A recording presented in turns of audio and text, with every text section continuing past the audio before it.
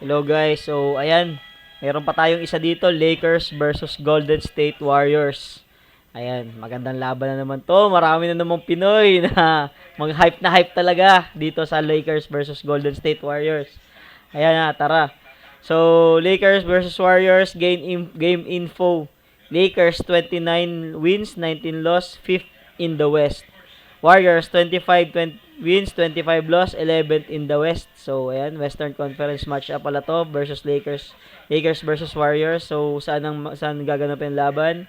Sa Crypto.com Arena sa Los Angeles. Tapos, February 6. So, February 7 dito yan sa Pilipinas. So, 11 p.m. sa kanila, 11 a.m. 10 p.m. sa kanila, 11 a.m. dito sa atin. So, ayan.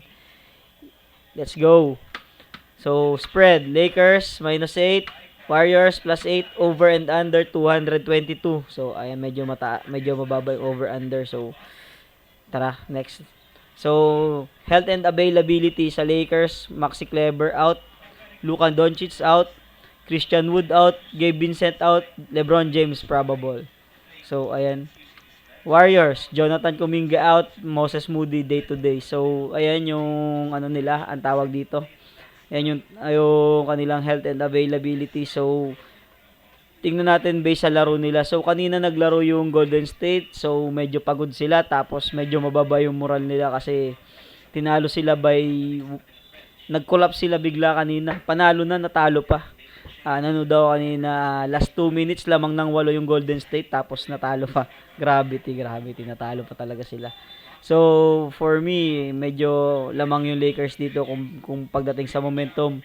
Dalawang beses nanalo yung Lakers na parehas. Blowout nila parehas yung kalaban nila. Tinalo nila ng blowout yung New York Knicks. Saka, tinalo nila ng blowout yung Clippers. So, sa confidence talaga, talaga mas lamang sa momentum and confidence yung Los Angeles Lakers.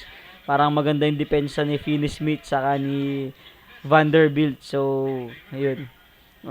For the momentum, I give it to the Lakers. So, pero sa injury, ayan, mas maraming listed na injury ang Lakers kumpara sa Warriors.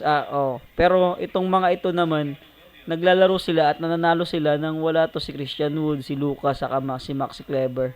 So, ang nabawas lang sa kanila is si Dalton Knecht kasi trinade ata kanina. So, ayun.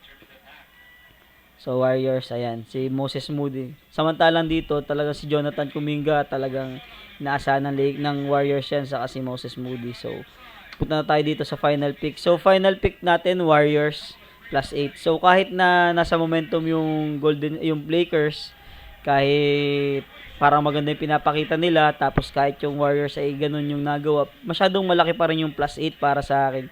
Kung mga 4.5 siguro sa Lakers ako lalagay. Pero kung +8, masyadong malaki.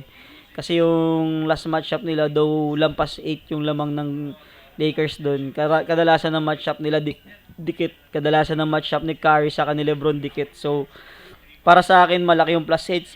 So, Warriors +8 tayo. Kung money line sana pwede. So, dagdag ko lang additional bet over and under 222.2.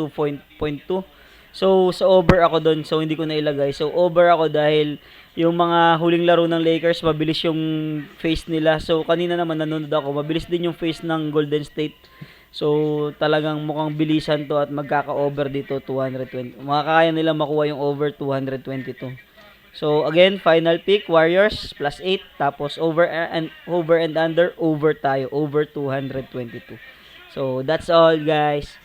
Special reminder sa mga tatalpak dyan. So, wag nating italpak yung pera na we can't afford to lose. Yung mga italpak lang natin, yung mga pera natin na extra money lang. Wag nating itaya yung pambili ng diaper, pambili ng bigas, pambili ng gatas ng mga anak natin, pambayad sa kuryente, pambayad sa tubig, pambayad sa bahay. So, wag nating itaya yung mga ganun, pambayad sa utang. Kung may utang tayo, bayaran muna natin, wag muna tayong magsugal. So, yun lang ang may papayo ko sa inyo and peace. Peace.